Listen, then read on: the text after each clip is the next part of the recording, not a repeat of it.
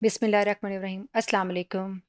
In this lecture, we will discuss an example using SPSS. This is a statement of example in which calculate correlation coefficient. X is given this one and Y is this one. Both values are written in horizontal lines, and using SPSS, we will calculate the correlation between these two variables. This is the screenshot of the variable view of SPSS. I will open SPSS here and enter these values in your presence. This is the variable view. This is variable view of the SPSS in which name, type, width, decimal, label, values, missing, column, align, all these are the characteristic of the variable. First one is the name of the variable. Simply write here X because X is given. Type of the variable is numeric since our values are numeric. Width is 8, sufficient. Since values are in integer form, there is no need to describe it as decimal, so make it 0. इसे 0 कर देंगे क्योंकि whole numbers में values exist कर रही हैं. Label में कुछ भी लिखने की ज़रूरत नहीं है, लिखना है तो आप, क्योंकि हमें कुछ पता नहीं है कि एक्स और वाई है क्या. अगर आपको इनकी नेचर या बैकग्राउंड कुछ पता होगा तो आप ज़रूर लेबल लिख सकते हैं. हम इसको सिर्फ एक्स ही लिख लेते हैं. ठीक है जी.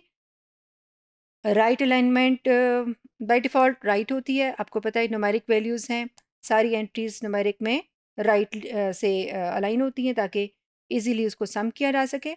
उसके बाद जो इम्पॉर्टेंट है वो है मैयर. ठीक है जी. मैयर पे लाके आपको पता है कि जब भी न्यूमेरिकल क्वांटिटी होगी, मैयर करने वाली क्वांटिटी है, तो आपने इसमें कौन सा चूज़ करना है? स्केल. ठीक है जी. अगर इसमें कैटेगरीज बनी होती, कोई ऑर्डर किया होता तो हम ऑर्डिनल भी कर सकते थे. ठीक है, लेकिन इसमें ऐसा कोई ऑर्डर नहीं है तो इसलिए इसको स्केल लेंगे. दूसरा वेरिएबल डिफाइन करने जा रहे हैं वाई. यहाँ पे हमने वाई लिखा. बाय डिफ़ॉल्ट न्यूमेरिक है, न्यूमेरिक ही रहेगा. होल नंबर्स में एग्जिस्ट कर रहा था डेटा, इसलिए इसका भी हमने डेसिमल को क्या कर देना है? 0. और लेबल में सिंपली वाई लिख लेते हैं. और मैयर में इसको भी हम क्या चूज़ करेंगे? इसको भी स्केल. ठीक है जी. दोनों वेरिएबल्स हमारे सेलेक्ट हो चुके हैं. नेक्स्ट हमारा है डेटा व्यू. हमने डेटा व्यू में जाके क्लिक किया और एक्स और वाई दोनों की वैल्यूज़ जो है हमने यहाँ पे कॉलम्स की फॉर्म में एंटर कर देनी है. ठीक है जी. जैसे हम इसको कॉलम की फॉर्म में एंटर करते हैं तो मैंने आपके सामने पहले से एंटर करके रखी हुई है. मैं आपको दिखाती हूँ कि एक्स और वाई जो है इसमें पहले से एंटर हुए हुए हैं. अब आपने क्या करना है, इसमें कोरिलेशन फाइंड करनी है. तो पहला स्टेप क्या करेंगे कि डेटा एंट्री, जो कि हम कर चुके हैं. डेटा एंट्री में भी 2 स्टेप्स थे, variable view and data view.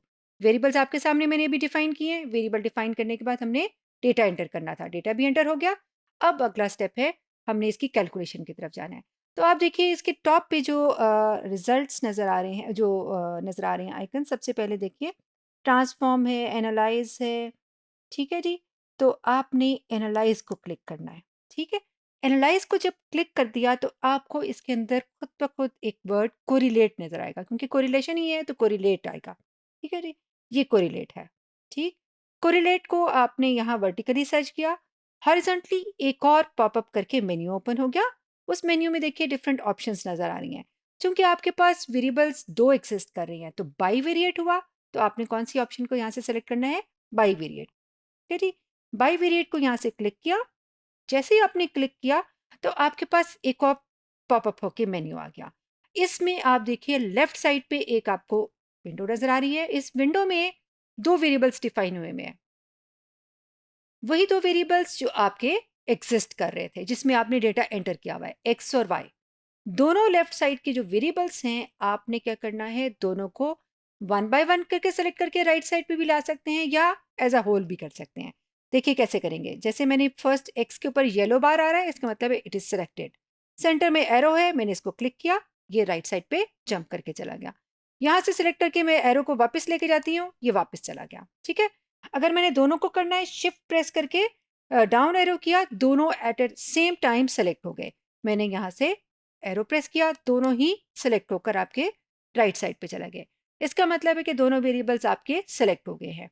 जब वेरिएबल्स आपके पास सेलेक्ट होकर आ गए तो अब आप देखिए नीचे आपको 3 चेक बॉक्सेस नज़र आ रहे हैं, ठीक है जी, जिसमें कैंडाल्स है, स्पीयरमैन्स है और पियर्सन है। आपकी जो कोरिलेशन है वो है पियर्सन कोरिलेशन। ये ऑलरेडी चेक हुआ हुआ है और अगर नहीं है तो आपने इंश्योर करना है कि ये चेक होना चाहिए। चेक है ये, ठीक है। और सिंपली आपने और किसी ऑप्शन को ओपन नहीं करना, ना उसे एक्सप्लोर करना है, जस्ट आपने इस पे प्रेस कर देना है ओके। ओके प्रेस किया तो देखिए एक और आपके पास विंडो ओपन होकर आ गई। आपकी जो वेरिएबल व्यू और डेटा व्यू वाली विंडो थी वो बैक पे चली गई और जो विंडो नेक्स्ट आई है वो आउटपुट विंडो है। और थोड़ी सी देर के बाद, चंद लम्हे के बाद, it depends on your processor speed, तो आपके पास ये एक विंडो जो ओपन हुई है उसमें एक टेबल है। इस टेबल के अंदर आप देखिए कॉलम में एक्स और वाई है, रो में भी एक्स और वाई है। अगर आप रो से आप एक्स लेते हैं और कॉलम से आप वाई लेते हैं तो दोनों जहां मिल रहे हैं वहां पे जो वैल्यू एग्जिस्ट कर रही है वो है 0.957। और अगर आप कॉलम से एक्स लेते हैं और रो से वाई लेते हैं तो भी आपके सामने जो वैल्यू नज़र आ रही है जहां पे ये ज्वाइन होते हैं 0.957। तो ये दोनों तरफ से ही कंप्यूट करते हैं, यानी कि ये आपको आर एक्स वाई और आर वाई एक्स दोनों ही कंप्यूट करके देते हैं। और हम ये पढ़ चुके हैं कि कोरिलेशन की प्रॉपर्टी क्या है कि X and Y correlation is symmetrical with respect to X and Y. तो अब आपकी कोरिलेशन जो कैलकुलेट होके आई वो इन दोनों वेरिएबल्स के बिटवीन वो 0.957 है, जो कि बहुत स्ट्रांग है, 1 के क्लोजर है, ठीक है।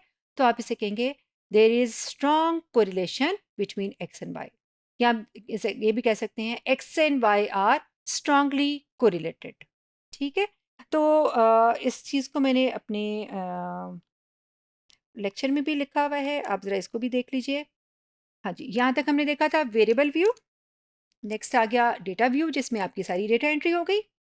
उसके बाद आपका पहला स्टेप क्या आया, ये देखिए एनालाइज पे जाके मैंने इसको सिलेक्ट कर दिया, नीचे आके कोरिलेट पे सिलेक्ट किया, आगे बाइवेरिएट को हाईलाइट किया और इसको क्लिक कर दिया। जैसे ही मैंने इसको क्लिक किया तो आपके सामने एक विंडो और ओपन हो गई, ये वाली विंडो।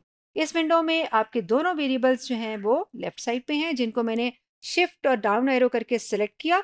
और सेंटर में जो एरो है ये जैसे ही क्लिक करेंगे तो दोनों वेरिएबल्स जो हैं वो अब आपके सेलेक्ट होके राइट विंडो में आ गए।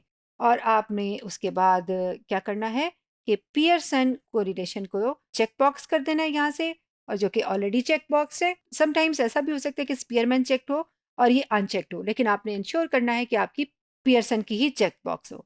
और फिर आपने उसके बाद क्या किया, ओके को क्लिक कर दिया। जैसे ही आपने ओके को क्लिक किया तो आपकी विंडो आ गई, आउटपुट विंडो। और आउटपुट विंडो में आपके पास जो कोरिलेशन का रिजल्ट है वो कितना आ रहा है, 0.957। ठीक है जी।